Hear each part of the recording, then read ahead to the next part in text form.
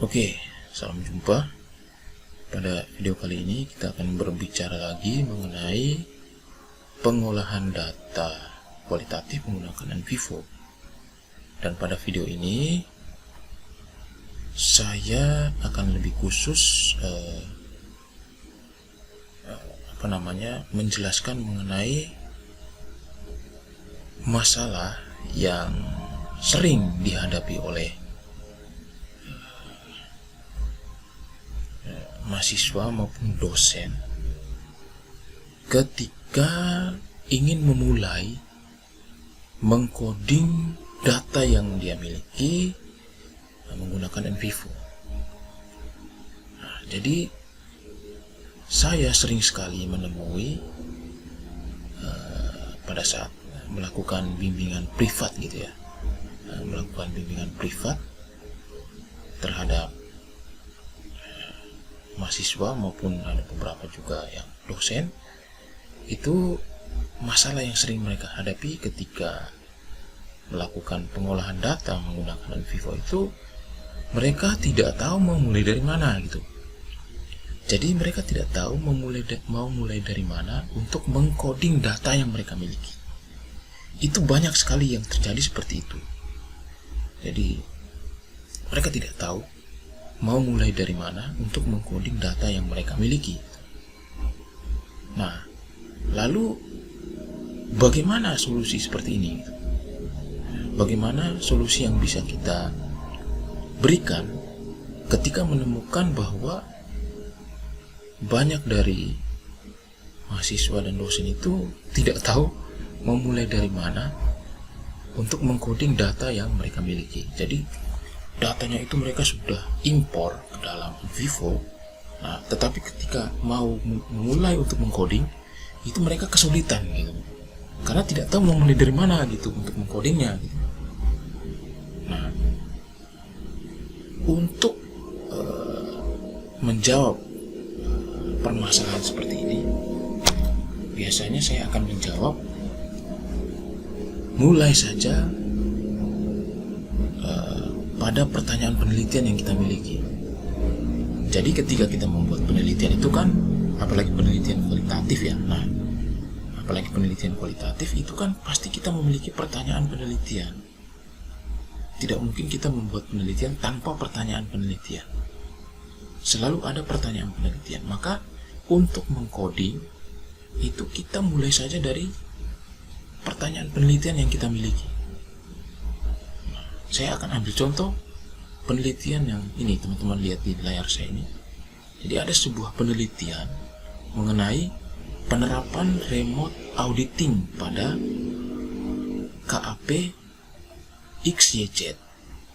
Jadi peneliti ini dia ingin melihat penerapan remote auditing ini, jadi analisis penerapan remote auditing pada KAP XYZ. Nah, lalu pertanyaan penelitiannya dia itu ada 3. Pertama, bagaimana penerapan remote auditing pada KAP XYZ? Yang kedua, bagaimana peran auditor dalam melakukan prosedur audit pada penerapan remote auditing pada KAP XYZ?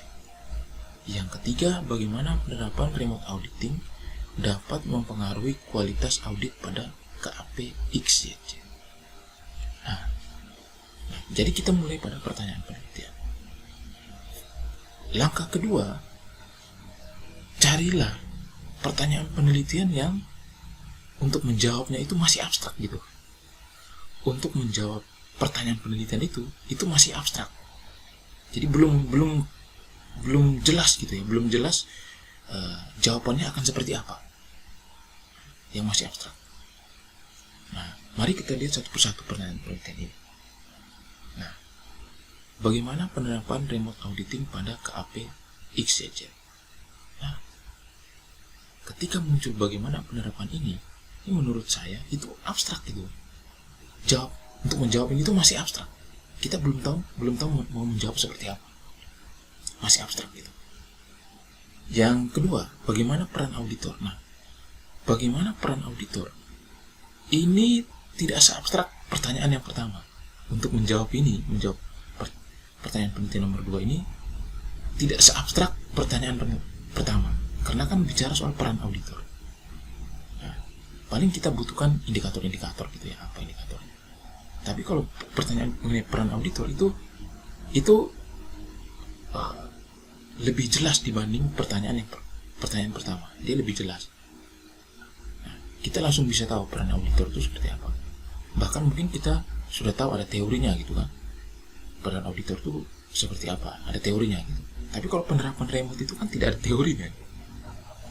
Dia masih abstrak untuk menjawab penerapan remote auditing itu, bagaimana penerapan remote auditing itu masih abstrak gitu. Lalu yang ketiga itu bagaimana penerapan remote auditing dapat mempengaruhi kualitas audit pada KPXYZ. Nah, ini juga menurut saya tidak seabstrak pertanyaan pertama. Karena dia kan bertanya bagaimana penerapan remote auditing dapat mempengaruhi kualitas. Nah, jadi di sini sebenarnya kan dia ingin menjawab apakah penerapan remote auditing ini mempengaruhi kualitas audit atau tidak. Nah, ini tidak seabstrak pertanyaan pertama. Nah, kalau kita lihat dari 3 pertanyaan penelitian ini, maka pertanyaan penelitian pertama itu masih abstrak. Untuk menjawab pertanyaan penelitian pertama itu masih abstrak, kita masih belum punya bayangan untuk menjawab pertanyaan penelitian pertama ini masih belum punya bayangan akan seperti apa. Maka untuk memudahkan kita butuh indikator-indikator gitu. Kita butuh indikator-indikator untuk menjawab pertanyaan penelitian yang pertama. Misalnya gini.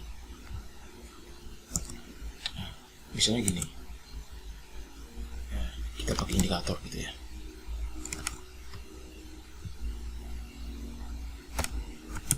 Nah, misalnya indikator penerapan itu apa?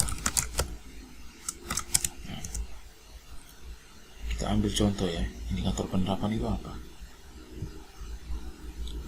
Nah, misalnya bagaimana penerapan remote auditing pada KPX XYZ ya. Nah, kita coba menginterpretasikan misalnya penerapan remote auditing. Nah, ini kan kita bicara penerapan remote auditing. Nah, kalau bicara tentang penerapan remote auditing, maka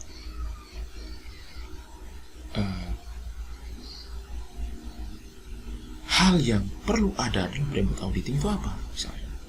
Misalnya, remote auditing itu kan pasti membutuhkan internet.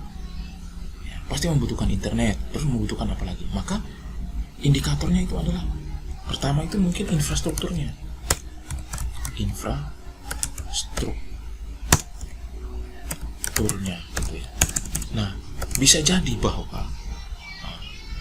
bahwa di pedoman wawancaranya itu sudah ada gitu ya. Di pedoman wawancara untuk menjawab pertanyaan penelitian ini kan kita mengumpulkan data menggunakan wawancara. Bisa terjadi bahwa di wawancara itu sudah ada kisi-kisinya gitu, bahwa penerapan metode remote auditing itu bisa dilihat dari infrastrukturnya dan segala macam. Maka ini kita perlu indikatornya, infrastrukturnya, medianya. Nah, lalu yang berikut misalnya apa sih kegiatan-kegiatan yang menggunakan remote auditing misalnya? Kegiatan audit yang menggunakan